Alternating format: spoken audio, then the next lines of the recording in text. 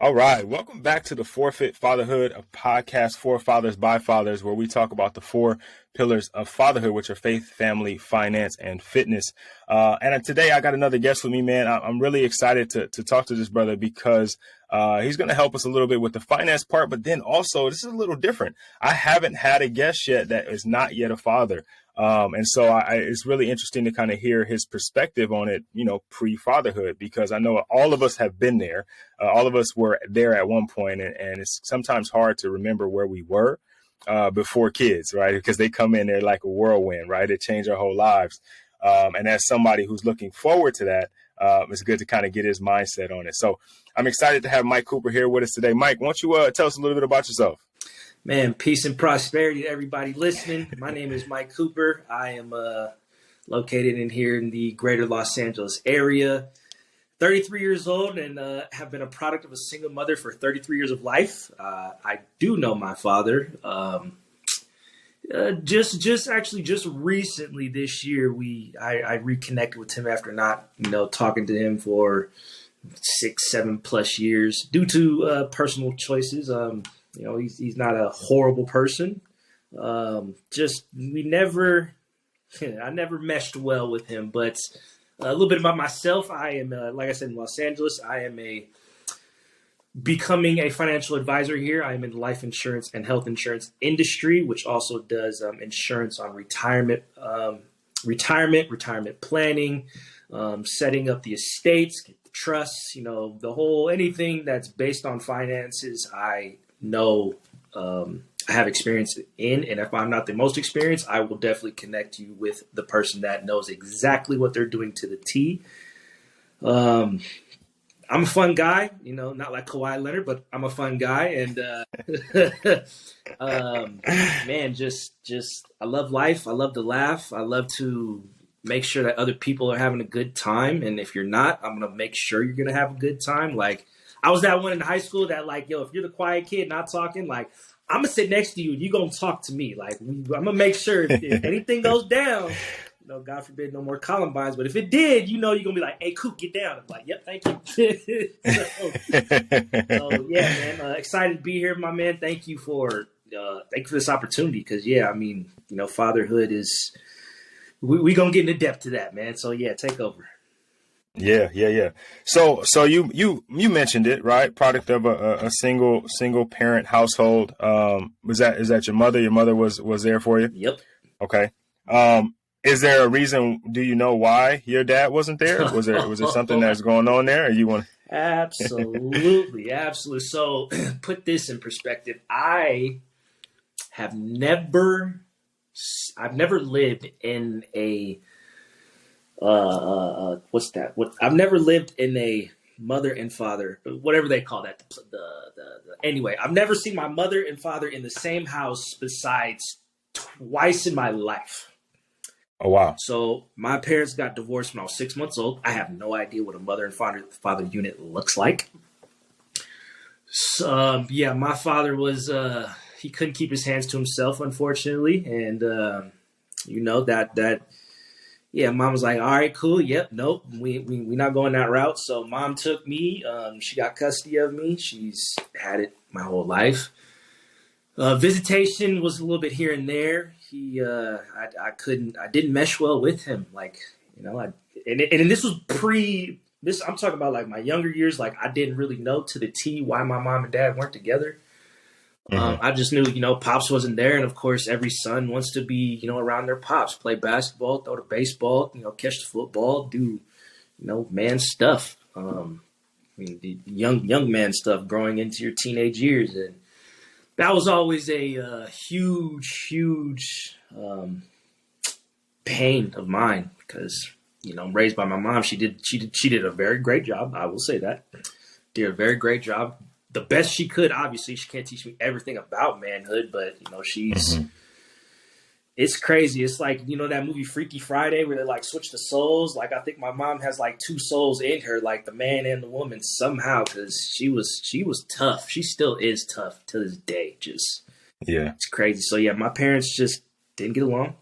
They didn't work out. I'm happy about it. I'm not happy about it, but they from day one, well, day two probably, I guess they just didn't really work out. Okay. Did your dad, after he and your mom split up, was he trying to be active in your life, or was he like, yo, I'm out, like this is it? Yes, he was. He was definitely fighting. There was definitely a disgusting custody battle. Like this is crazy. One of my first actual like memories from like being young.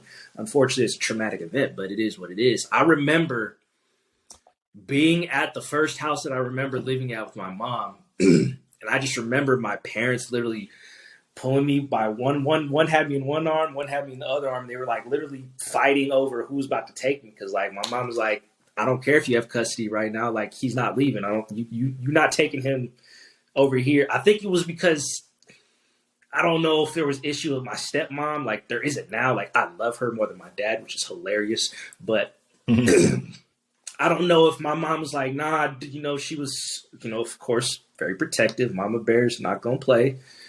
Mm-hmm. There was something about my dad taking me around my stepmom, and I don't know if my mom was not fully comfortable yet. And that's literally the first memory I know was like them pulling me by each arm.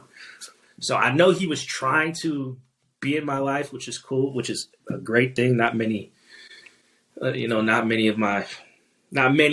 around the world have that. So I will be grateful that he was at least trying to be there. Mm-hmm. He just didn't work out.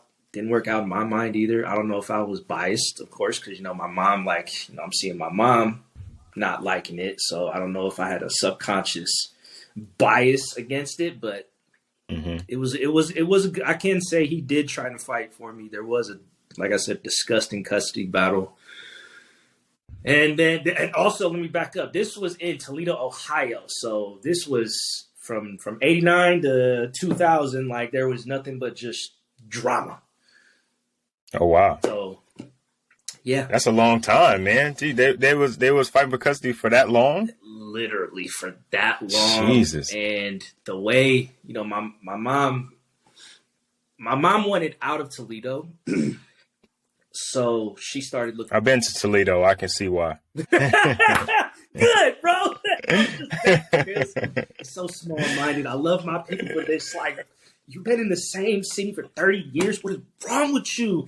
Yeah. So, she wanted out of Toledo. She started looking for, because she got her teaching credentials. So she started teaching in, around in there. And then she was like, I just want out of here. I want more. So then she landed this job here in California where I'm at. So I've been here ever since 2000. But she got smart.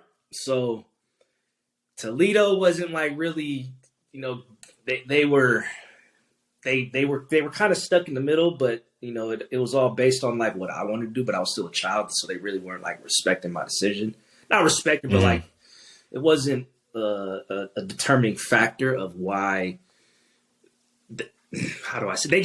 I'm a kid, so they're like, yep, we're gonna go with what the parents do. So let me get both custody. Right.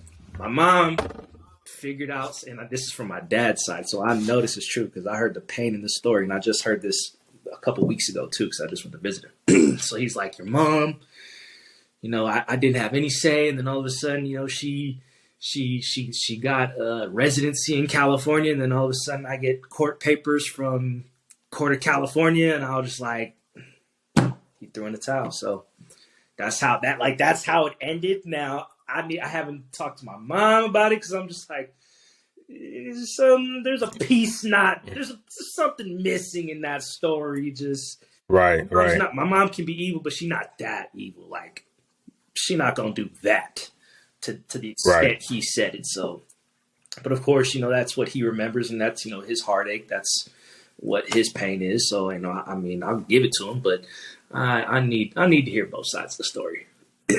Yeah. It's always interesting as the child, right? When you're the kid in the situation, and even as an adult, talking to your parents about those times, right? Because I talked to my dad about him and my mom's divorce and struggle and like the custody stuff. Because I remember it as a kid, but as a kid, you're just like, okay, I'm going to dad's house this weekend, or you know what I mean? Or I'm not going to dad.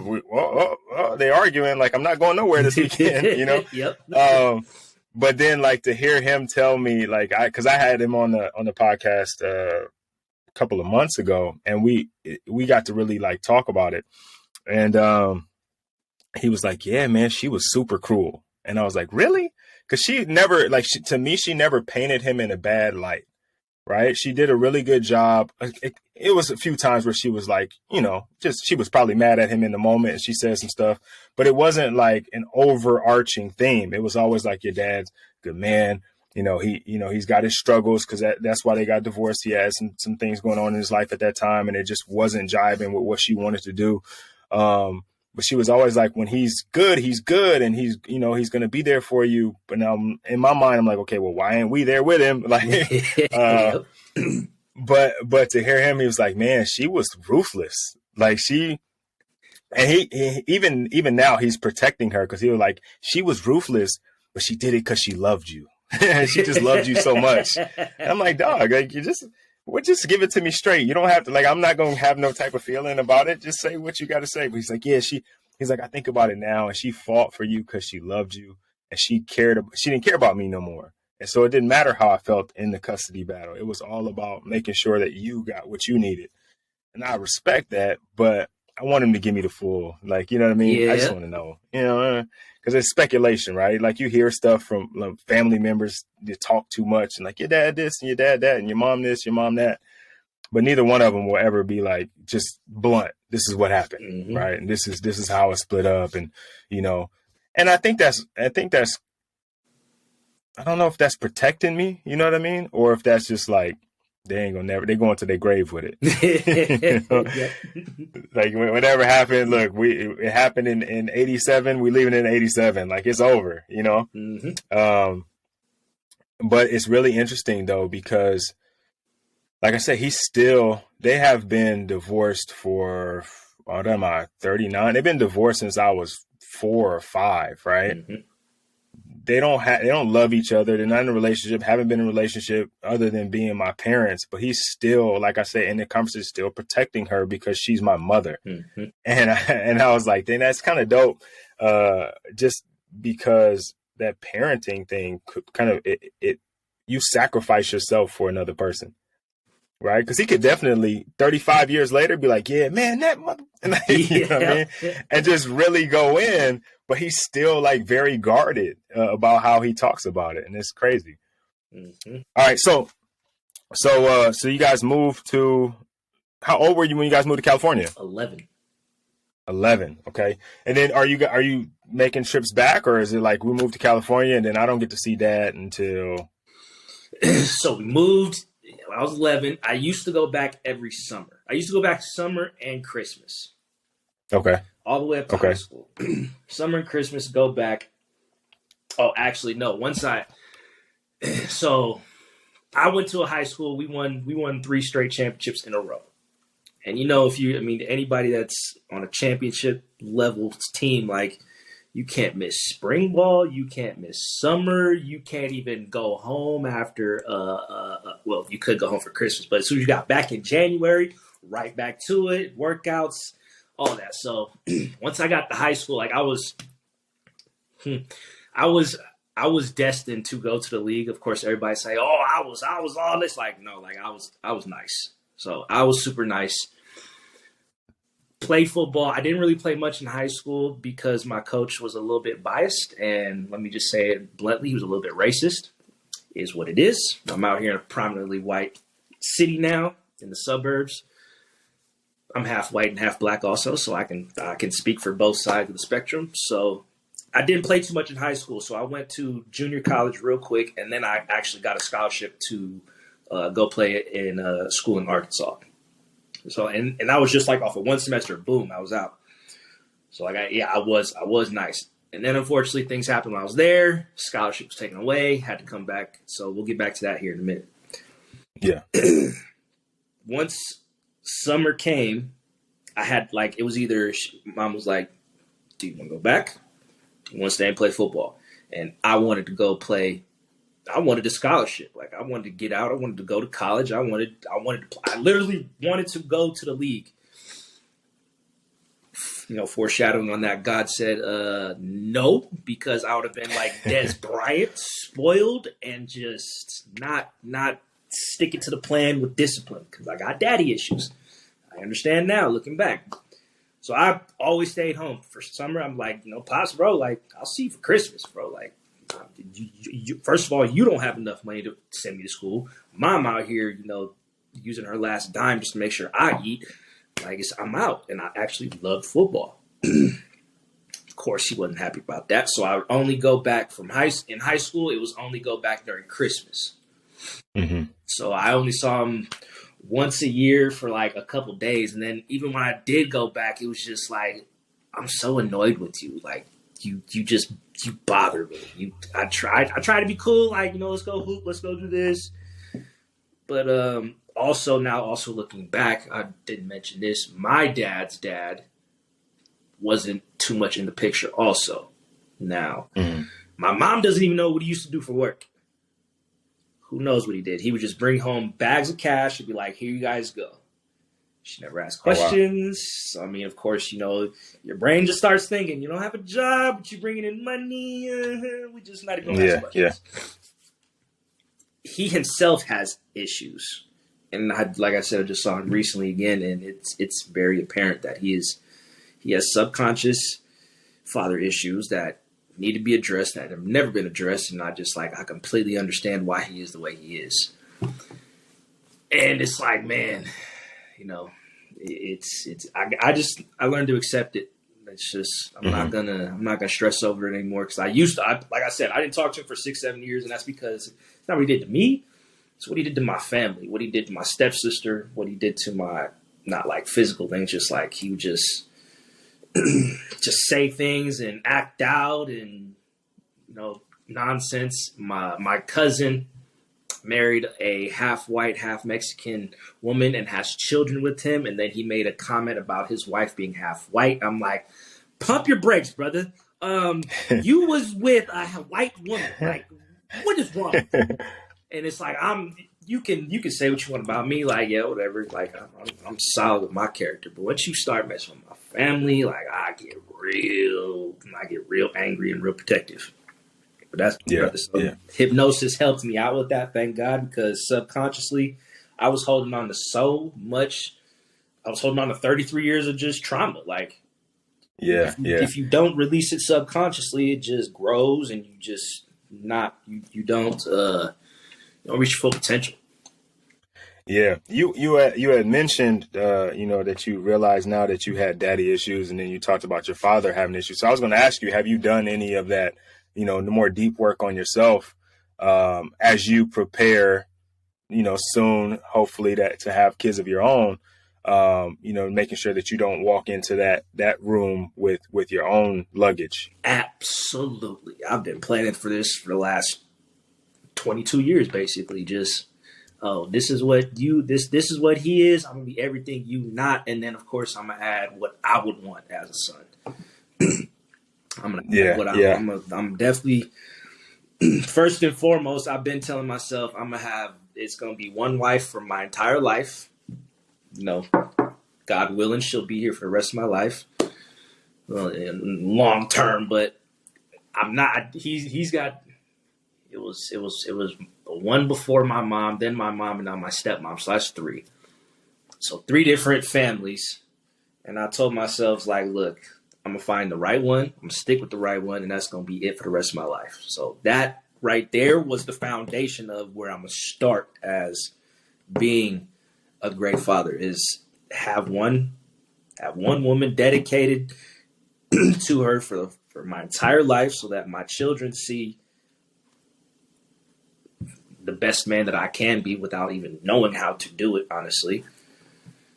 That's the first step, obviously. Second step is to at least be there for them and be not so controlling like both my parents are, which is hilarious. But like, I mean, mom, obviously, she controls the shit. So if it hits some turmoil, then, she got to handle that. Same thing with my pops. Like, he don't control shit because he has a wife that helps. But my mom, it's her, and it's been her. She's had a couple people, but like those didn't work. My pops is just super, super, super controlling. I'm just like, you gotta let your child fail. You have to let them figure it out themselves. You can't just, don't do this, sit down, don't talk back, like, I mean, obviously don't talk back, but like, he never let me figure things out. It was always just sit down, do what I say. Like, Yeah. no, why? Like, I need to know why. Don't question them. Bro, why? Like, I just tell me why. Like, don't touch the stove. Why? Oh, it's hot. I won't touch the stove. I get it. Like you gotta let it happen. Yeah. I mean, you know what? I'm not not in his defense necessarily, but I think that generation before us, those parents before us, come from a generation before them that were what we would call no nonsense, right? Or we would say old school, right? And it's respect was way up here, right? And then everything else kind of came underneath it. Even love, like it was respect, and then like 3 or 4 things, and then love, right? Especially for fathers, right? Mm-hmm. Because it's like, love your mother, but respect me. Yeah. And if you like me, cool. If you don't like me, I ain't your friend anyway, right? Yep. And it's like it's one of those things where they never really, in some cases, not every case, right? I don't like to generalize, but in most cases, they didn't have a father that had that kind of leeway with them. They gave them that kind of movement where they could ask questions, mm-hmm. right? Or where they could advocate for themselves or speak up when something didn't seem right. So it was like, because my dad, and I mess with him all the time, and I tell him he's soft now because of the way he's with my daughters and my nieces and nephews. Like, I'm like, bro, who are you? You would never, look, bro, you punched me in the chest so hard one time because I said why. Like, I don't know how on earth you let these little girls just talk to you and mess with you the way they do. But I think he's aware of it now, and he's like, I'm older, and when you're older, you're wiser. And so when you know better, you do better. And he's like, I can't have them see me like you saw me, right? And I don't even know what he meant when he said that, but I understand it. You know what I mean? I understand, like, I was for a long period of time until, like, we all kind of get that age where we feel like you can, you tall enough and you can stand up in his chest a little bit. Mm-hmm. But I was afraid of him. Like, I loved him and I enjoyed the time we got, but I was afraid of, like, if I did say something, he might. And he did at one point, right? But you know what I'm saying? Like, I think I was right at that age. I was in the 8th grade, and I don't know. I think I typically got good grades, but I had a class where the teacher literally told us he doesn't care if we did work, like literally, right? He would come in, he would drink coffee, he'd be on the phone talking to his girlfriend. He would just come in and hang out. He's like, if you don't do work, it's on you, right? But I don't care what you do, just don't bother me. Right. So I didn't do no assignments the first semester. It was the first class of the day. We hung out in class. All my homies was in the class. The report card comes and I had an F. This is by far the lowest grade I've never had. At that point, I never had anything lower than an A or a B. Right. And my mom tells my dad, and he was like, I don't even know what he said to me, but I know I said why. And then I was getting up. And it was like, I couldn't breathe, and it wasn't even like I said it.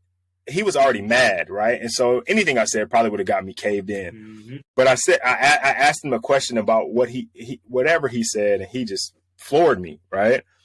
And it was like, okay, maybe I was scared of you for a reason. Let me chill out on asking these questions. I'm going over here, and even to this day, like I talk to him because we're both, we're full grown adults at this point, right? But I don't talk to him like my sisters do, right? I definitely don't. Like, my sisters, for whatever reason, he was never like more lenient with them when we were younger, but he allows them to talk to him differently, right? Like, they can kind of get a little spicy, and he'll just kind of like, roll it off his shoulders. If I say something, boy, who are you talking to? I'm like, Dad, I said, Dad. It wasn't like, I didn't even say nothing wrong. Like, yo, what you tripping for? And it's kind of always been that way. But it's interesting that, like I said, that generation, man, they didn't have time for games. You know what I mean? They didn't have to, and what they would consider games, right? It's just normal conversation. Mm-hmm. But respect was a premium. And not that it shouldn't be now, right? There should be a level of respect between parents and children, but it was like at an all-time high with them, right? Mm-hmm. So, all right. So I kind of had the same situation too, and I wanted to talk about that because around high school I did the same thing. I was playing football. I was playing football and baseball, and so that that's year round, right? Mm-hmm. It's springtime, summertime, then right into fall with football. Everything was like split up, and so when I got to high school, I remember telling my dad, hey, I got practice. And lucky for me, we didn't live too far away. He's like 45 minutes away from us. So like I got practice. We got passing league on Saturday. I'm not gonna be able to come this weekend. And he kind of took it on the chin for a while. And then I got a girlfriend who's actually my wife now. And it was like, yo, we're going to the movies on Friday, Dad. Can you come pick me up on Saturday? We're like, well, Saturday, I'll pick you up on Saturday. I got to bring you back Sunday morning. It's like, so you only gonna spend a day here? And I'm like, right. And so then a few of those times I could look back on it and remember how he sounded. And I know he was hurt. But he let me grow up. But I do kind of miss that time, in high school where I had to kind of pull myself away and start finding myself, because it would have been really dope to have him in the house. You know what I mean? For all of those conversations that we could have had Monday through Friday. Yep. You know what I mean? All of the questions I had that I didn't have anybody to ask, because my stepdad was there, but he wasn't present. So I didn't have, somebody to run to ask these men questions. And it was, it was the 90s. It wasn't like I had a cell phone where I could, I could just call him up. I had to go dial numbers and hope he was home when I called. Yep. So it's just a different time, man. But it's interesting that, that generation of dude is just different. It's just different. And I'm hoping that learning from them, right, and seeing how they parented us or fathered us, that our generation can do different and be different. And that's kind of what the podcast is all about. Yep, absolutely. All right, so playing football, and what high school did you go to? Canyon High School out here in Santa Clarita, right by Magic Mountain. Yeah, it's brown, right? Brown and white or something like that? Green and gold. Green and gold. Okay. There's another canyon it must be in Anaheim. Yeah. Yeah, okay. All right. Green and gold. Okay. So you're playing football, you go to you end up going to college. That didn't work out, right? Some things happened there, and then you end up did you come back home after that? Yes, and then this is when my manhood truly started. So mom's mom went to college, got her degrees, teacher. So she's in the school system. So it was always going to go to school, get a good job. Everybody, what we're taught now. Get in trouble 3 times. First 2 times was I was in the wrong place at the wrong time. Third time I was literally late to a meeting because I couldn't get out of bed with a lovely individual. So I told him, I was like, Coach, man, like, my bad. Like, I didn't get up. She was right there. And it was like, all right, cool. You got to go. And I was just like, whew. So, well, no, they said, we're going to take your scholarship, but you can stay if you want to. And I'm out there in the middle of nowhere with no funds, no financial, help. And I was like, jokes. Came back. Mom was heartbroken and just angry, like hell hath no wrath, like a woman was scorned. Bro, that woman was scorned would have been scared of my mother. So like she was not happy. Came back. This was let me think. This was like May 2008. May 2008. I come back unhappy. I'm sitting at home just playing Madden back in the day because like I'm heartbroken myself because I'm like, damn, like my whole dreams is gone. And then of course with no father figure to be like, get up, on to the next, let's get back to it. Mm-hmm. Didn't have any guidance besides go to school and all that, which was thank you, Mom, for that. sitting at home too much, then, of course she's mad. So she comes home. If there's like one fork in the sink and all the dishes aren't clean, she would just erupt. And one day that's pretty much what happened. She came home. While she's at work, I'm playing Madden. There's only one TV back in the day. So there's one TV in the house. It's my only time to play some Madden because she ain't home. So let me wait till you get home and then I'll do anything you want to do. Yeah, no, not that day. She came home. It was World War III, and that's when she was like, "Get out." So mom kicked me out, and that's when manhood really started, and it was the greatest time of my life because one, I had to figure out how to survive, had to figure out how to get some money, had to figure out how to make sure my phone stayed charged, had to make sure I had to figure out how to clean up after myself, brush my teeth, the small necessities that we just take for granted every single day. From 08 to probably like 2013, it was it was rocky. It was on and off with mom. And I was couch surfing for a lot of those years. I'm just going to lay it all on the table. So, yeah, I sold everything that I could get my hands on. Thankfully, I myself didn't get caught up in those habits that people have. I needed to survive. Like, I had no idea what to do. I was sleeping on the floor. I met some great homies that allowed me to live with them. A couple families let me sleep on the couch. But, like, just periods of survival and what's next, survival and what's next, survival and what's next. And then that's also when I got my heart broken the first time by my now wife. Thank God she gave me a second chance. Crazy story how we rekindled. We'll get to that. And I also have known her since high school too. So, bro, yours is solid. Like, you from high school on. Like, knew her in high school, left to college, came back, and then she's like, "What are you doing with your life?" Basically, and I needed that because. You're going to change for men change for two reasons, their chin or their heart. So, you either get knocked on your chin or you get your heart broken and you know, all right, I can't do this. So right. She saw my potential, but also I needed to live in places and certain ladies let me sleep over their houses and, I provide what they need. I got what I needed. I was using people. Let me just call it what it was. But like I said, it was survival and what's next. Survival and what's next. Like always survival and what's next. My wife's name's Vicky. So back then, Vicky was like, "Nope, you're not ready yet." But I told her, I was like, "Look, it's been you. It's always been you. Like I don't care about. I'll give all this up. But how are you going to? What are you going to provide? Like how are you going to be a man? Because if you ain't got finances, what you gonna do?" And I didn't want to go. Well, I was still selling what I could. Didn't want to do that because, like, I knew, like, you can't. The woman in the movie don't last that long. Mm-hmm. She either don't stay with you or she don't live.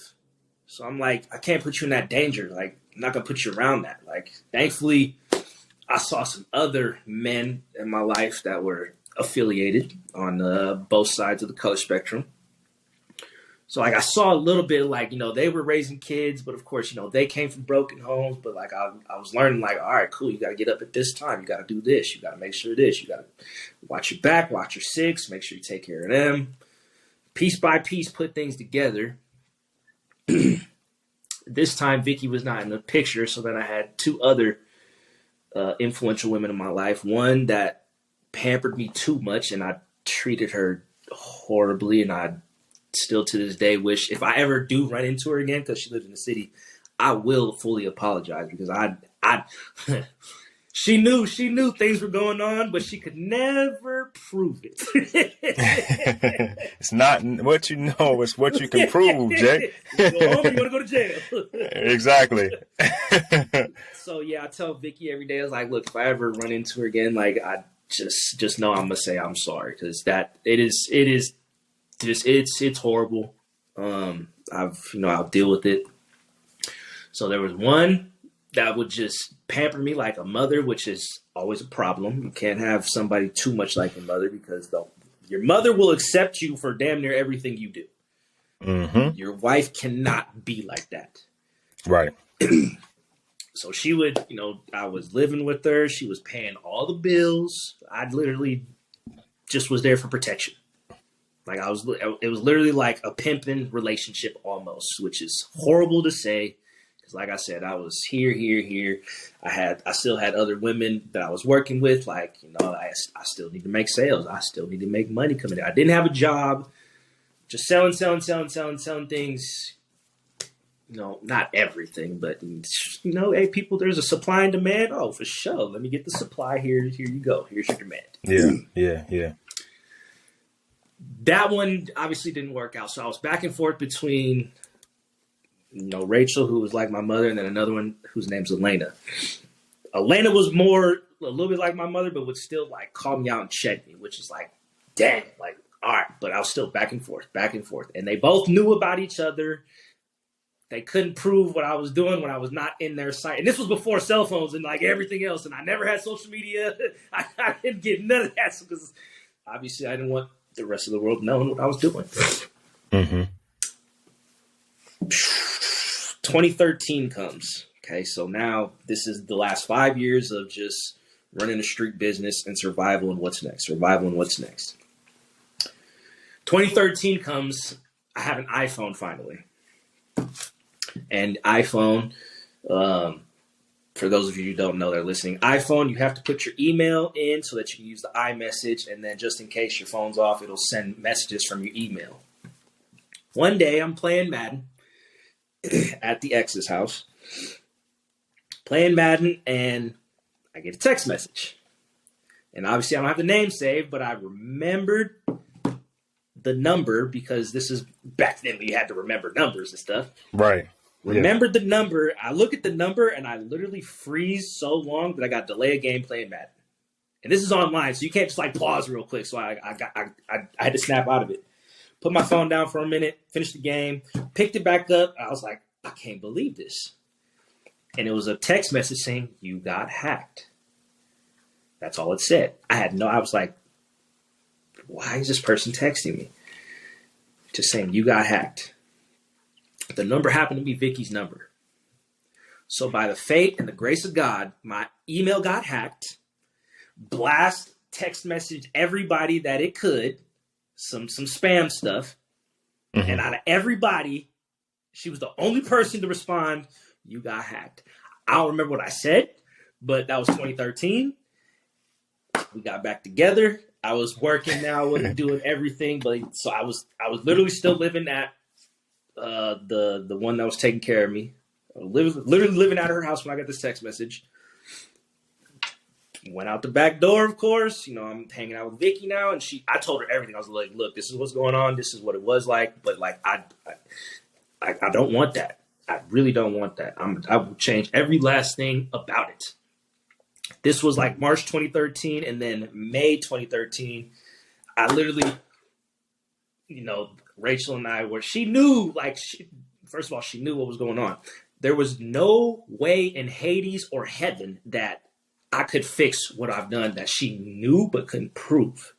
Once you break a glass, it's never going to be a glass again. Like, it's got too many chips. And I told her that. I've been telling her, like, look, it's never going to be what it was. And I'm sorry. I know I ruined that. So literally one day while she's at work, I packed up all my stuff and left. Didn't do the, oh, please stay. Oh, don't go. Nah, I knew it was like, look, this is it. It's got to be done for her and for me. Packed up my stuff, left, told Vicky all that. And then slowly but surely, brick by brick, built that foundation. This was 2013. By the grace of God, now it's November 2022. And that is how I reconnected with my wife, bro. Man, that's usually when people get hacked, it's not a good story, right? It's like the first happy ending hack ever. Yes. Yeah. But that's cool, man, because she was looking out for you, like when nobody else was, almost literally. Like nobody else was like, yo, man, hey, somebody hacked your account. Like, you better check that out. She was like, yo, this doesn't seem right. Yeah. Here's the crazy part. Is, we talk about a man's job, and one of those things is to protect, right? Mm-hmm. But when you have the right woman, she protects you too. Yeah. You know what I mean? Like when it's the right one, because you can be with a lot of, really good women and they'll just they'll leave you to the wolves. You know what I mean? Like go out there and fix it, but a real one, like that real good woman will be like, all right, what we finna do? She tying her hair up. Like, what's going on? Taking the earrings out. Like what we got to do right now. And I think that's like that's really cool, man. So you guys been together for 9 years now? Been together for 9 years. We got married in July 7th, 2017. So married for 5, together the last 9. I've known her the last 15 years. That's dope. That's dope. That's dope.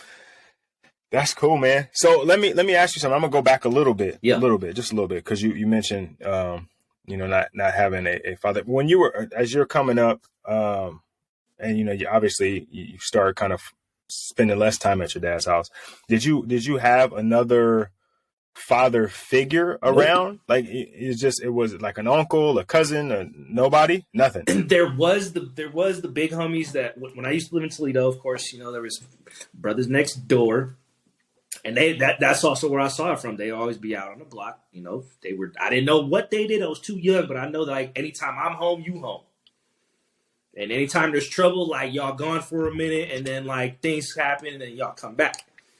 So there was the big homies like next door and stuff. So since I was living with mom, anytime I got in trouble, she's like, all right, she would send me over there. He's acting up, handle it. So then of course, the big homies be like, all right, little ninja, what you want to do? You want to hit these push-ups, or you want to take it to the chest? And I was feeling real big and bold one day, and I'm like, "What's up? What you got?" Bow, real. I took that to the chest one time, and then ever since then, after that, it was I'll take the 50 push-ups and the 50 sit-ups. Like, nope, I was not. It took one time, so it was them. But then when we moved, it's just me and mom again. And, your belt doesn't hurt. Your brush doesn't hurt. Your shoe doesn't hurt. Like, all right, cool. I'm in trouble again. So what? Yeah. That's interesting because I was talking to somebody the other day, and I was talking to somebody on social media. And so, you know how that is. Social media is an interesting world anyway. But in the comment section, single mom raising her son, and I wear both hats. I got to do both things, and I raised a really good son, and I don't doubt that. Like I told her, what you've done is nothing short of amazing, right? Being able to play both positions, but I do think there's something there that you missed. You may not notice it. Your son may not notice it yet, right? But there's something there. No matter how good of a job you did as a mom, you're still mom and not dad, right? You still have feminine energy and masculine energy. It's just different, right? It's just different. There has to be, or there needs to be somewhere in there where that's kind of mixed in, right? And sometimes as young men, as kids, we seek it out. Like we have our favorite coach, or we got a favorite uncle, or that guy in the neighborhood, like the cool older dude that we hang out with. And you're like, man, why are you always hanging with that old dude? I'm like, hey, he's just kind of cool, And those people exist, but I think a lot of times single moms take pride in being the only one. Like they get put in a position where they are the only one, and then they stand up to it, right? And they're knocking it out, and then they're like, well, shit, I'm the only one now. Like, you know what I mean? Yep. Then they start wearing it like a badge of honor, when the reality is, it's like you still, son or daughter, you still have to have a male presence for your child, right? It's just, there's no way around it. And you may not need it while you're raising them, but they find it eventually. Like men grow up and get mentors, or men maybe some guys will turn to religion, right? And they use God as their father, or some guys will, they lean on sports, and sports teaches them the lessons that a father might have taught them. And I think we don't look at it that way. We're always talking about fathering being biological, but fathering is not always biological. Right. You can be fathered a lot. You can have a really great dad, like a fantastic dad, but that coach might teach you the same lesson in a different way. Right. Or you might watch a TV show, and a TV dad might have one of those moments with a kid, and you're like, dang, that was good. Right. Like I think about the Fresh Prince of Bel-Air episode where his dad came back, right? And that's one of those really iconic episodes. And I think the reason it resonates so well with so many people and like it's such a memorable thing is because everybody can relate to that need for your father, whether you have him or not. Right. If you have him, you appreciate him, hopefully. But you, even if he's not a good father or a present father, you understand the importance that man plays in your life. And so that's why I don't think that's a scene that'll ever go. I don't care how many people Will Smith slap. That scene is not going anywhere. Matter of fact, I just seen it a couple of days ago on TikTok. I was scrolling. It wasn't the one where he's like, why don't he want me? But it was the one where he's talking to Carlton in the kitchen about you got everything. And then Carlton told him he's just like his dad. And I'm like, dang, that stings. Carlton was cold piece right there. Yeah. But that might be Will's best acting, right? That and it's like that episode, and then I Am Legend, like right underneath, maybe Ali somewhere in there, right? That's probably his best work. But it resonates because fatherhood is just so important, man. We play such an important role. So speaking on that, right? Like you guys are kind of getting deep into your marriage, right? We're planning to be a father soon. How's that going? Absolutely. And before we keep going, the conversation you just had about Carlton being a cold piece, I had the conversation with Carlton himself. Yeah, Alfonso's the man. Yeah, that's why he is. He's a cool dude. Club too. So yeah, he's a solid dude. So answer your question, 2020 was supposed to be a year. Obviously 2020 happened. Right. We ended up having to move back in with her parents because they didn't get any type of financial, they didn't get any funding. They didn't get any loans. They didn't get any unemployment, none of that. So we were like, we're not about to pay the mortgage and their mortgage. So moved back in, that happened. Last year we tried and unfortunately just didn't happen. So that was, God said not yet. So cool, back to the drawing board. I guess we'll try some more. Right. Yeah, it took a toll on us both emotionally. If she watches this, she'll know this will be the first time she's ever heard me say something about it. But I was calm about it. Of course, being the provider and the protector, like you hurt, you crying, cool. Put it all on me. So I just absorbed. Didn't break a tear in front of her, none of that. But yeah, it just didn't work out. So yes, family. I do want kids. I want twin boys, one shot, get it over with. That'd be perfect. I know, yeah, wishful thinking. But I know I've been telling her like, look, if I get a girl, like I'm gonna be soft. I don't want that. I do want that, but I it's like, yeah, when she start getting lippy, it's like I'm gonna have to just. I'm gonna have to sit on my hands or something. Cause, with the sun, like, huh? Real quick, just right there in the solar clip, real quick. Bro, you gotta let him ask you questions, man. You gotta let him say why. Like, don't cave his chest in. I'm gonna let them be how I was. Like, if you're asking a sincere question of why, cool, I will answer your question. But if you want to start getting mouthy, all right, come here. What'd you say one time? Come here, beep, right in the solar plex. Let me prepare you for. Let me see. Is it like two to 3 or 2 to 4? That age range. Their favorite word is why. Of course. Favorite word is why. Why? Prepared. Why? Come on, man. I just told you why. Well, why? Those are good times. I can take that. I've been around a bunch. It's really cool too because again, it's an opportunity for you to show them the world for the first time. And so even though those whys get really annoying, they're frustrating sometimes, like, dog, just go do it. Like, just, it's, why is it yellow? I don't know. God made it that way. I don't know. It's yellow because it's yellow. Yep. But it's one thing that my dad told me, when my oldest was born. It wasn't when she was born, but my youngest hadn't been born yet. So that 2-year period. He told me that when she gets old enough and she starts to ask you questions, like real questions, he's like, don't send her to her mom. He was like, because that is your opportunity to teach her whatever you know. He's like, sometimes you're not going to know it, but tell her what you do know about it and then say, hey, let's go talk to mom, right? Like you take her to mom. He's like, because if she asks you something and you go, well, why don't you ask your mom? She's smart enough to cut you out, right? Cut the middleman out. I'm not going to ask you nothing. I'm not going to tell you nothing. I'm just going to go to mom.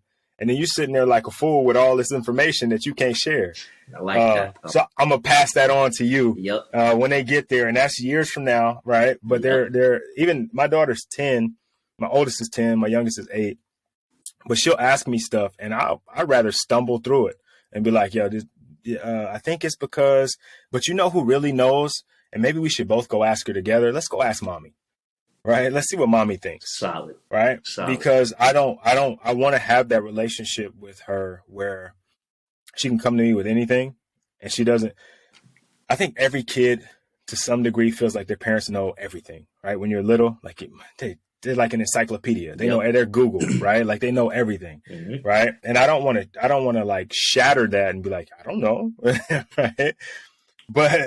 But I also don't want to be like telling her the wrong information. Like, you know what I mean? Especially as she's getting older and like, you know, the girls at school, this, and it's already starting, right? 10 years old, it's already starting. And I never was a girl. I was never going to middle school as a girl. So I don't know what that's like, but I can tell you this and I can tell you that. And this is what I know about it. Now let's go talk to mommy. Yep. Right. Solid. So when you are blessed with those opportunities, man, take full advantage, because that is your time to shine. Yep. All right. So let's shift gears a little bit. You mentioned earlier, when you kind of intro on yourself, you talked about insurance. And I think, you know, as men, as fathers, as guys who are, you know, providing and protecting and presiding, professing our love to our family, not having a plan is kind of detrimental to all of those things, right? Like that last P, that planning portion of it is extremely important. If you say you want to protect, if you say you want to provide, if you say, you know, you want to really do anything for your family, you have to have a plan for the future. What advice can you give a guy, maybe like in your situation, a young man who's just getting his family started or on the cusp of getting his family started? Let's start there, and then I'll ask you about maybe older guys who haven't yet done any of these things yet. Well, first and foremost, of course, join my agency so that we can just teach you from, you know, hands-on. But of course, that's not going to happen for everybody. But for anybody wanting to learn financial literacy and not just hear the fancy term all the time, you literally got to pick up books. And I keep these books with me too. So this book right here was like the starting point of me like truly understanding. And it's Money, Wealth, Life Insurance, and How the Wealthy Use Life Insurance as Tax-Free Personal Bank to Supercharge Their Savings. This book was like the starting point of like understanding. It's like, oh, okay. So I personally got my own life insurance policy at 20. What is it? So it's about to be 28, around 28.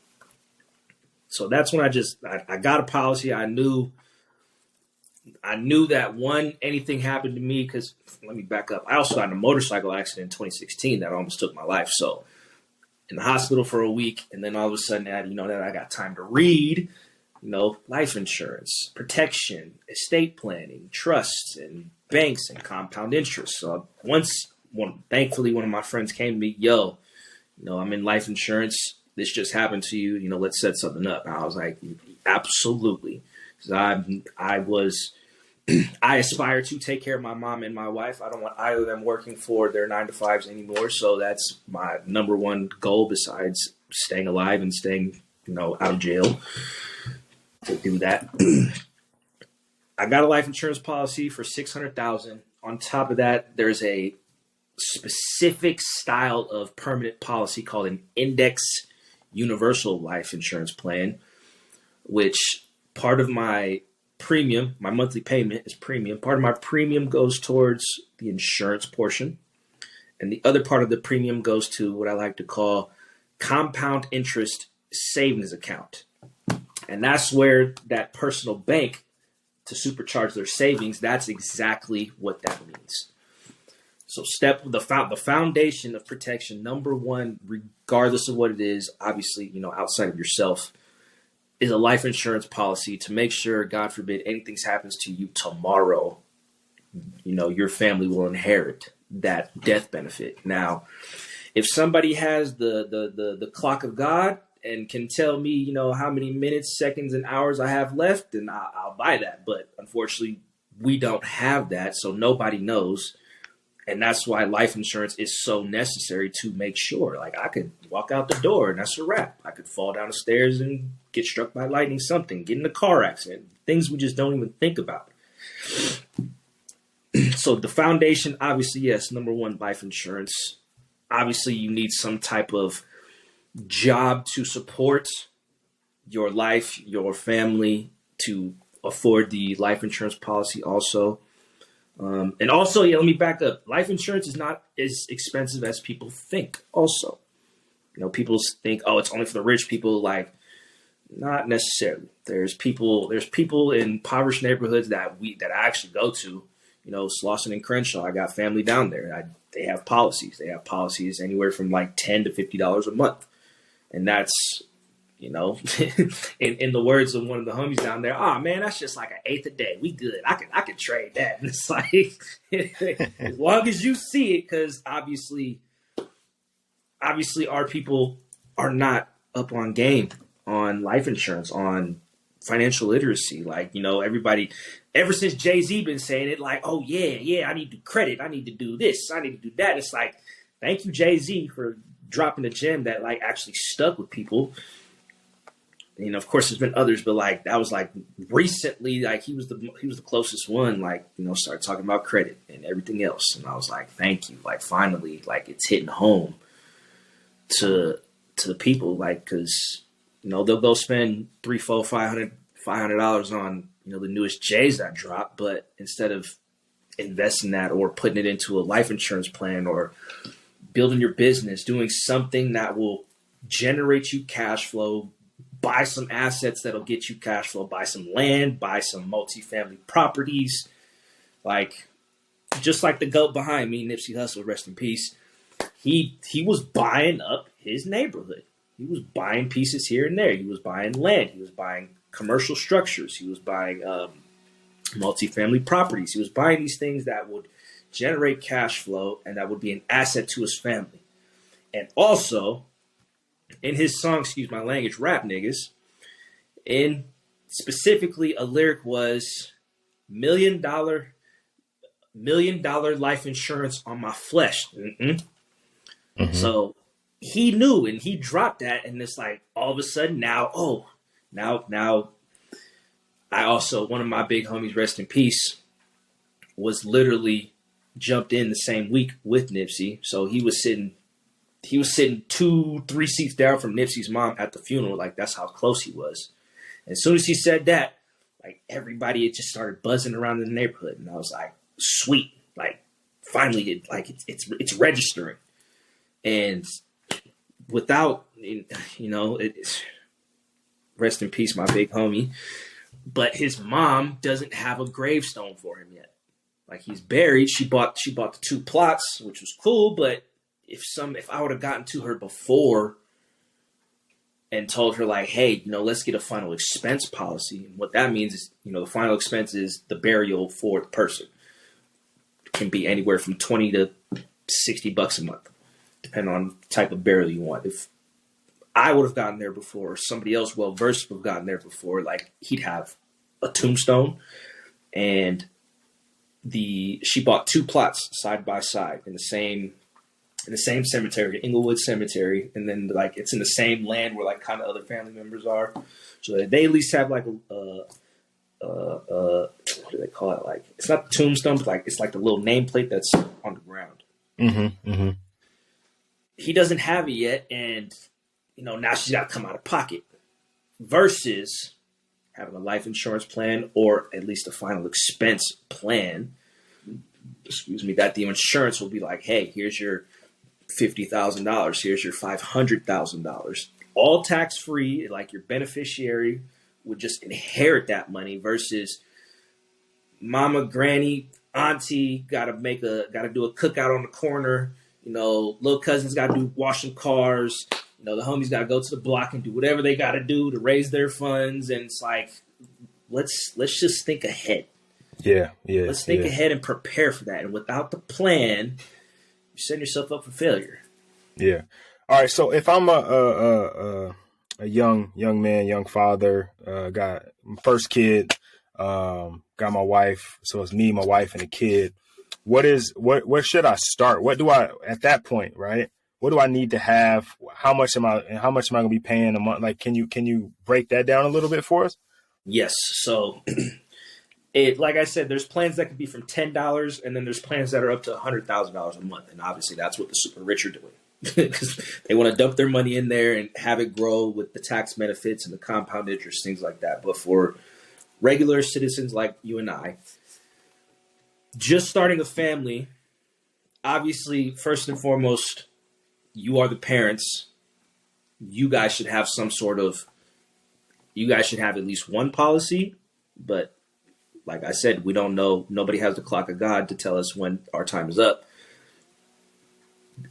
In my opinion, it's best to have a permanent policy for mom and dad. God forbid anything happens to one of the parents, at least the other one inherits some money to make sure that they can continue to take care of the child. Okay. That can be, like I said, anywhere from 10, 20. I'm personally paying $300 a month, but the way I structured mine is a little different. The way I had mine structured a little differently. Mom and dad get a permanent policy, and then once the newborn is 2 weeks old, they can get their own permanent policy. And now the benefit of having a permanent policy is your premium is permanent for your entire life. Okay. So it's permanent, like, because I've heard term and whole life, and is permanent one of those, or is permanent whole life, or like what are we talking about there? So whole life is a type of permanent insurance. Got you. The one that whole life is permanent, so I like that part of it. But the reason why I got an indexed universal life is because my money grows at an index with compound interest. Got you. Whereas whole life doesn't have the supercharge the savings. It has a little bit, but the index universal has that. My money's going to grow with compound interest. So I pay $3,600 a month for the last, or $3,600 a year for the last going on 5 years. So like that should be somewhere around $18,000 that I've paid in that compound interest savings account that I've been talking about. I have access to about $10,000 of that. So if I need a loan, I can be my own personal bank. I can go to my life insurance policy, take that loan out of there so that I can go buy an asset.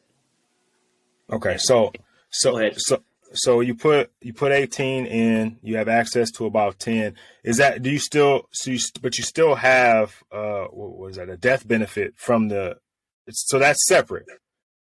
Yes. So your premium is covering the life insurance and the savings. Yes. Okay. All right. Yes. All right. Cool. And then the savings, I'm assuming since it's indexed, is going off the market. So we're looking at 10 to 12% or something like that, or hoping for 7% to 12%, depending on, we might have a 20% year or a negative year or something crazy. Correct. Okay. Got you. Correct. And on top of that, go ahead. Is there a penalty if you're taking a loan from yourself, basically? Is there a penalty on doing that? Nope. Okay. Nope. And your money will grow as if you didn't even take that loan out. So let's say I wanted to take that $10,000 out. Take the $10,000 out. God forbid something happens that I pass away and never pay it back. So I have $600,000 policy. The only thing that'll happen is they'll pay out my beneficiary $590. Got you. So it's not like a bank where they're going to charge you 15, 30% on the interest. I'm borrowing my own money and the leverage is my death benefit. Man, how they letting people get away with this? So, so Heather, so okay, you borrowed the 10,000 from yourself. Is there a term and like paying that? Do you paying that back to?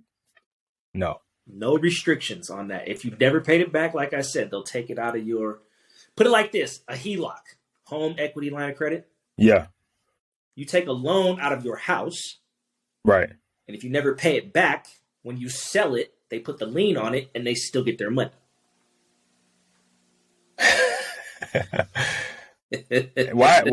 Hold on, how come I think I've heard of this before, but not a lot, right? Like once or twice, and it's really been recently, right? Since people, like you said, have been talking financial literacy.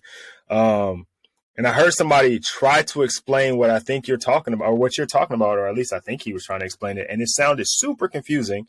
This makes it sound almost too good to be true, right? Like, there's no penalty. I take the because it's basically my money, right? So I'm paying to the premium, then I'm taking money and I'm immediately putting it to the side, and that money is compounding, monthly or whatever, quarterly. And then if I want to take that out, I hit up the insurance company, like, hey, I got so and so, I want to pull that money out, and they just like, okay, no problem, Mr. Richard. Are you going to pay it back, and when do you plan on paying it back? Never.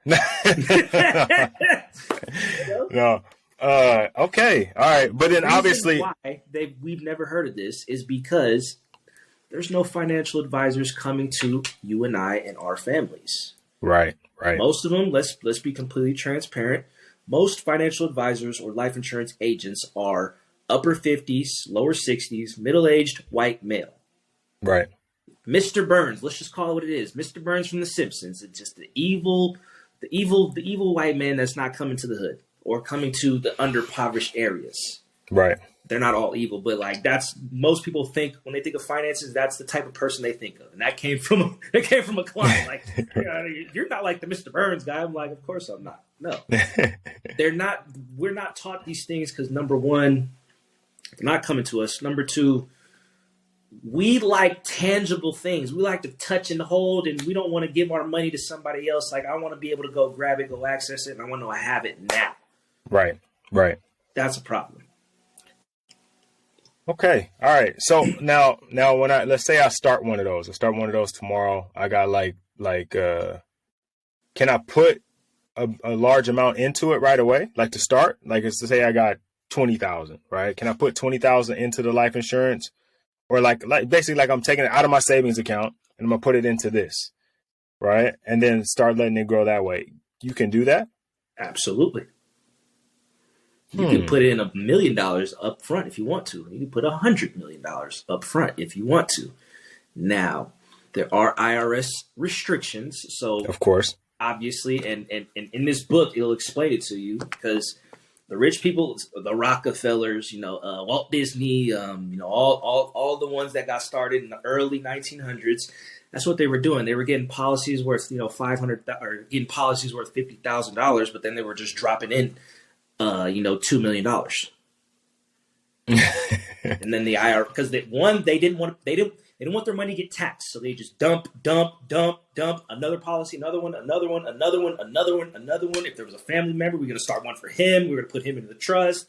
Blah blah blah blah blah. The Rockefellers were actually very smart, but they just dumping money and paying very very very very minimal on their policies. IRS had to come in and say, all right, cool. If you're going to dump this much money in, you have to raise that death benefit. So if you're going to dump in $1 million, you got to be paying. I'd have to jump in because I haven't seen it, but like if you're going to dump that much money in up front, you're going to have to go up to, let's say, probably like 15, 20 million. Okay. So for 20,000, that's going to be around, you're going to dump 20 in immediately. Yeah, around $1 million, $2 million. Okay. But you get that $1 million when you pass, or your family gets that $1 million when you pass, and then you have that 20,000 because it's just in the savings account, right? The savings account is getting you like 0.02% or something ridiculous, right? And at least you kind of put this into into the market, but it's, it's not like a TD Ameritrade account. It's a little different. Yes. Protected and insured. Yes. Yeah. So that's a little different. And then with that, it's not self-directed, right? It goes into a specific index, right? And it's just whatever that index is doing is how you're doing. The insurance is going to take your money. They're going to guarantee you your money is going to grow with this amount of index minimum and maximum this amount, depending on what the year is like. They're going to take your money, and in the back end, they're going to do their stocks and trading and options. Mm-hmm. So, of course, they're going to take your money, make their profits, and give you back what they've promised or you've been insured for. Got you. So now, here's my question, and here's what people are going to be thinking right away. Negative, right? No, you don't have access to $500,000 right away. No. Okay, that too, but no. Like, okay, so I put my put my money in, and if it's following the stock market, and we have a year like 2020 where the stock market plummets, right? Does my 20,000 now go to 10,000? Absolutely not. Okay, so I can't lose in this situation. My 20,000 is still 20,000. It just may not grow as much during that time frame. Whatever the insurance contract states. So if they guarantee you 8% growth or 5% growth minimum, or it could be 2%. Like, hey, we guarantee you 2%, but we also are going to cap you at 14% growth. So if 2020 happens, still we got to guarantee you 2% growth. And if that has to come out of our pocket, that's where it's going to come from. Okay. Now, the insurance company doesn't want to pay you any of their money, so they're going to take the money and make sure they double, triple, whatever they do on the back end and make sure they deliver to the client. I like this, man. I like this. This is information that we need, right? This is something, especially if you're a young guy, right? Yeah. Starting off. Because compounding interest, the younger you start, the better, right? Absolutely. And the cheaper it is on your policy. Yeah, because you ain't as old as me, right? Yeah. But, okay, so now for an older guy, right? Like, I'm 39, about to be 40, wife, 2 kids, still kind of suggest going the same route? Absolutely. Also, okay. Let me back up. The way myself and my company does it is we do a financial analysis of what you have going on. So we see how much debt you have, what your income is, what your mortgage is, and what amount you want to set aside for educational purposes for your children. Okay. So we put all of those in the factor. And then we also analyze your savings, if you do potentially have any life insurance policies in place, anything like that. So we review everything before we even give you a recommendation. But I personally would want, if I got started now, I still would want something permanent with compound interest. I want to put my money somewhere where I know it's going to be put to work for me, grow with that compound interest.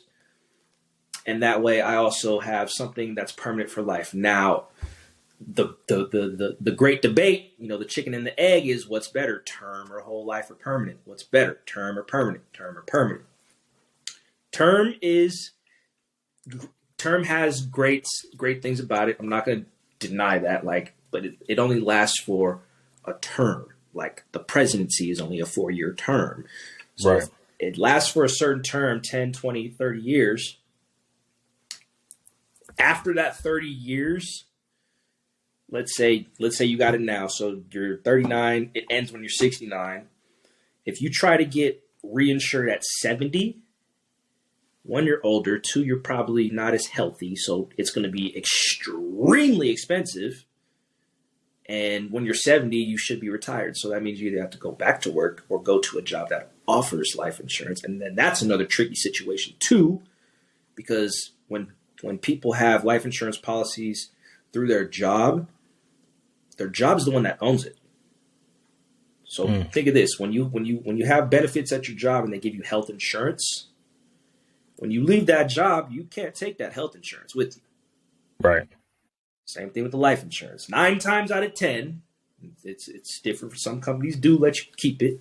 9 times out of 10, you leave that job, you're uninsured. I was gonna say, yeah, because some people would be like, "Yo, my job, I got life insurance through my job, so I don't need to."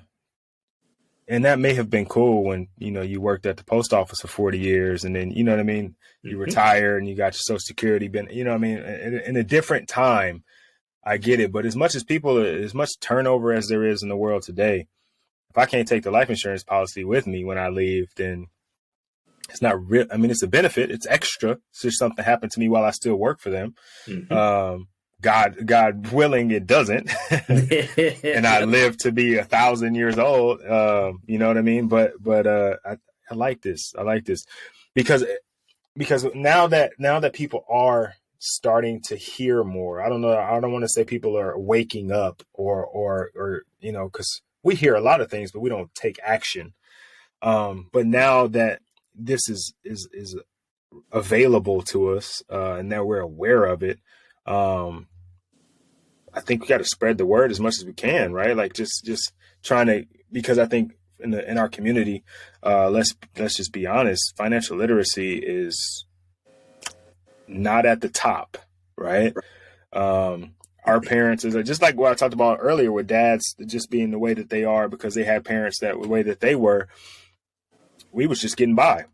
Like Hmm. I lived a better life than my dad lived in terms of poverty and being poor, and it wasn't great when I was young. And he lived better than his dad. You know what I mean? Like we're gradually, but we're behind the eight ball. Let's just be completely honest. Like we are not on par with everyone else.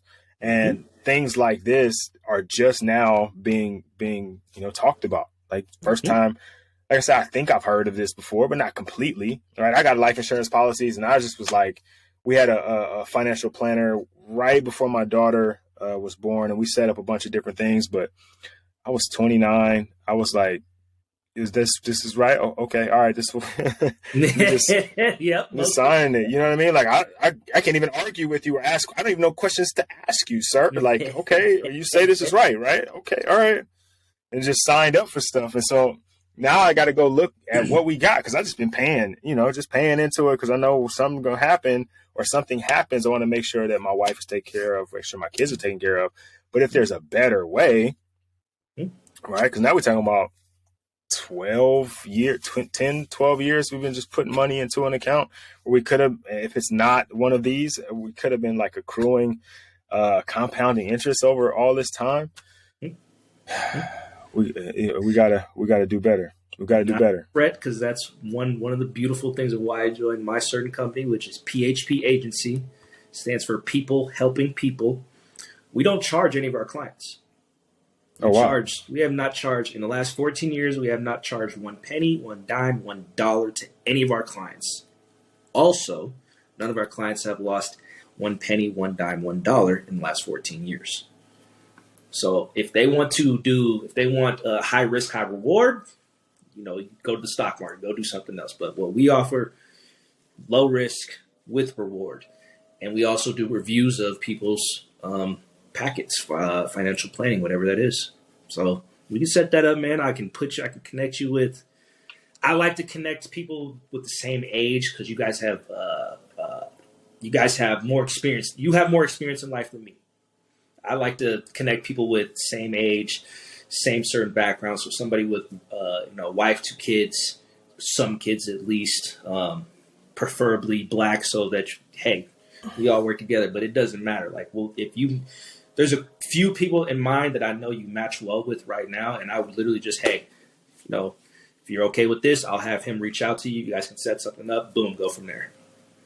Yeah, yeah. Because I'm obviously just as much as like I said, this planning part of it is a part of fatherhood. Mm-hmm. Because and I say this all the time, fatherhood is an infinite game. It's a never ending journey. Even after you pass, you're still going to be someone's father. My grandfather is my father's father. And it's like my dad says he says my dad, you know what I mean? Like there's Yep. always going to be a reference to you and you echo through time. And if you want to plan and be like the Rockefellers and these people that just continue to pass things down, from generation to generation. We talk about leaving a legacy.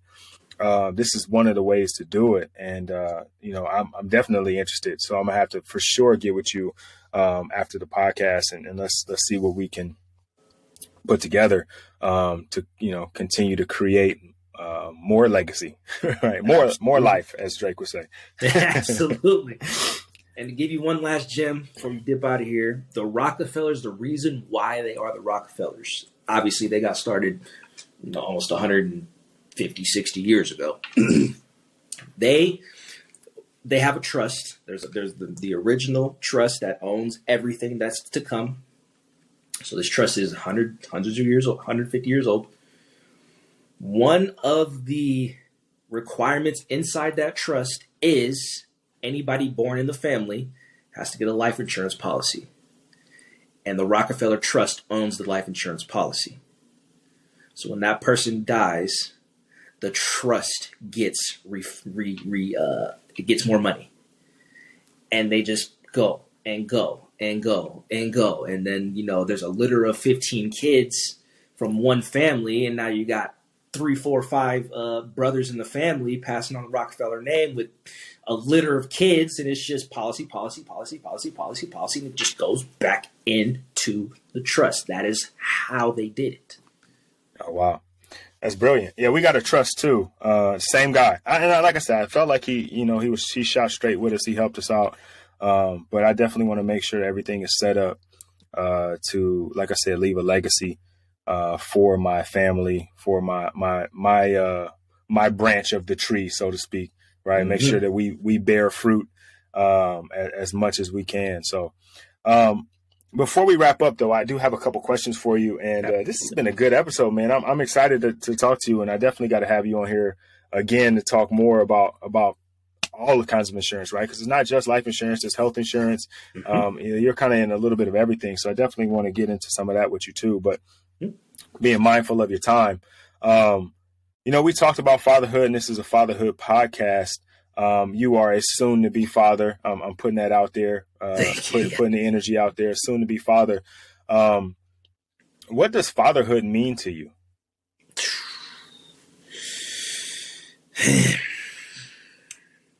While you think about that, I'm going to say, hold on, this is interesting because I typically ask this question, and it is to someone who is already a father. So I'm really interested to hear what you say on this side of it, right? Before you step into the journey, I'm really interested to hear what you got. To me, it means being that football coach who's super stern and will hold you accountable, but at the same time loves you and wants the best for you in all times in anything that you want to do in life.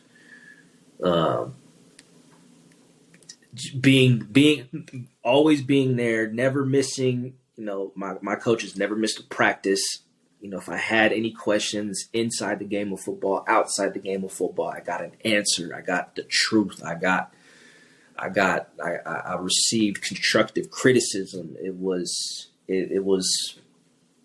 the yin and the yang, being solid, but also being soft enough to let them know that we do love you, and it's not just I'm the hard head. I'm the King Kong. Like, I'm the beast. You gonna do what I say. Like, you know what I mean? Like, yes, that is necessary for fatherhood, but you also have to outsmart your children to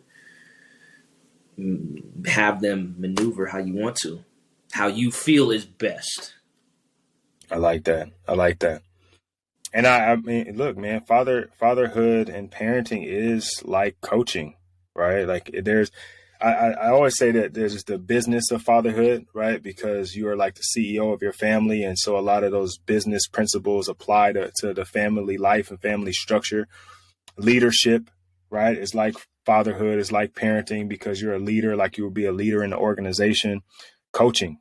Similar concept, right? You have a group of young men or young women that you're responsible for teaching, grooming, holding accountable, watching them grow, helping them grow. you have a unified goal, right? Whether you're a coach or a player, your goal is the same, and you're trying to get them on the same track as you. So yeah, that's definitely fatherhood, man. All right, here's the second question. It's kind of a two-part question. Um, let's say you are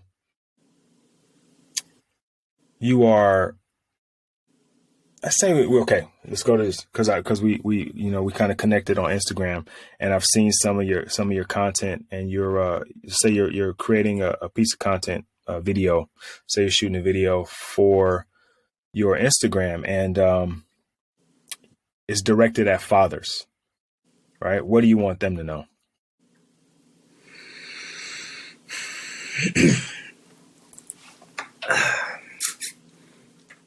I want them to know. I want them to know that it's okay to make mistakes, because in order to grow, in order to build trust, and my favorite word is accountability. Like, I love it. I love people that hold it to me, because I'm gonna hold you. You want to be this? Cool. We're gonna hold you to this accountability. So I love it when men can just, without making excuses, yo, that's my mistake, that's my bad, it won't happen again. I want them to know it's okay for them to make mistakes, because then it will literally compound that trust that the child has for the father. Like, hey, yo, yeah, that was me, that was my bad. Not gonna happen again. We'll fix it. We'll get better. By doing that, that sets a tone for your child. Like, hey, like, pops, mom, like, I did that. That's my bad. I'm sorry. That's not gonna happen again. I like that. I like that. Second part, kind of similar situation. But I'm gonna try to flip it a little bit. Let's say you're creating a trust, right? In that trust, you've got instructions, but you were smart about how you wrote it, because you put a message in there, and that message is for your children.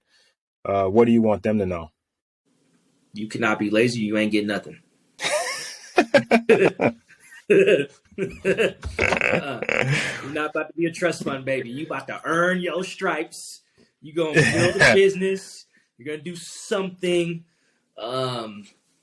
In that trust, obviously, number one, first and foremost, accountability, integrity, honesty. Admit your mistakes. Well, that's part of accountability. Accountability, integrity, honesty. Don't be hooked on drugs.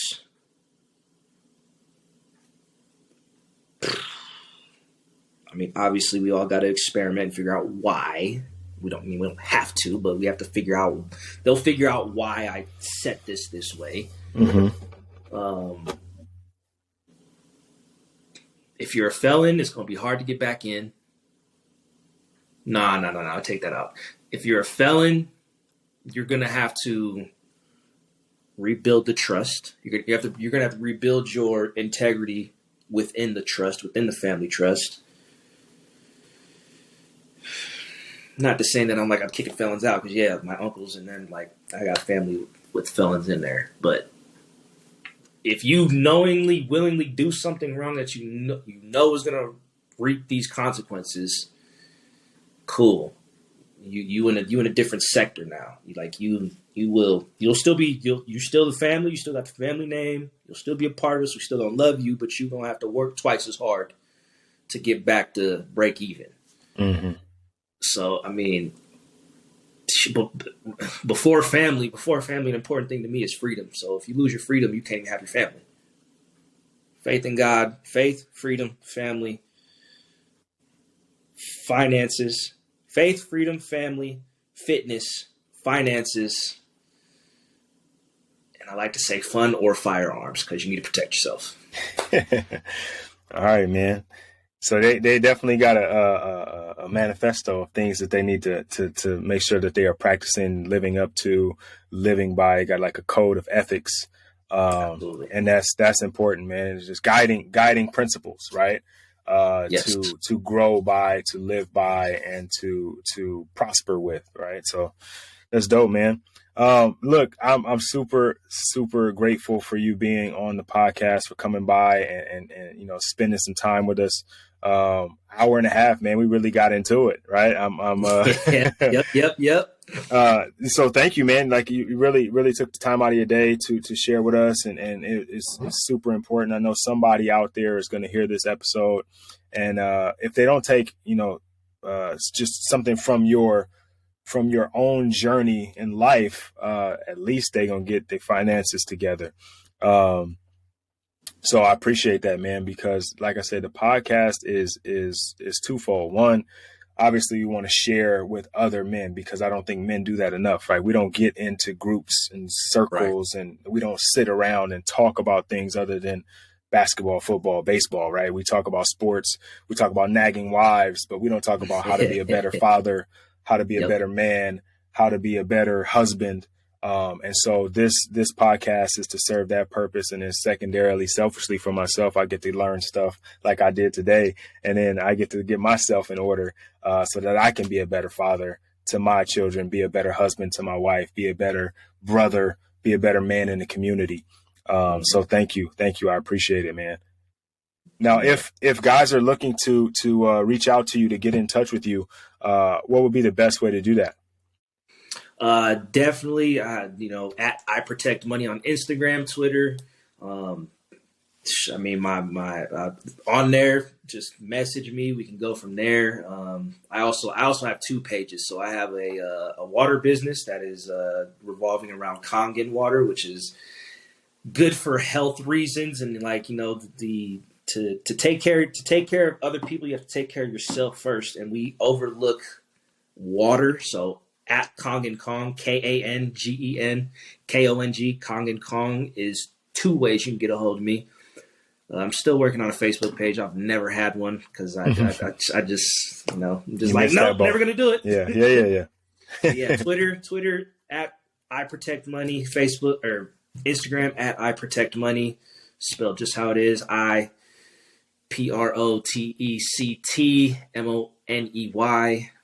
Twitter, Instagram, working on website still, but yeah, I respond quick. I mean, obviously, if I'm available, I will definitely reach out. Helping people is the first thing that I've been doing since my whole life, and joining people, helping people, just added to my repertoire. So anytime, gotcha. Reach out, please. All right, man. I definitely will be checking in with you. I know we had some other things we talked about, and maybe we can make those come true.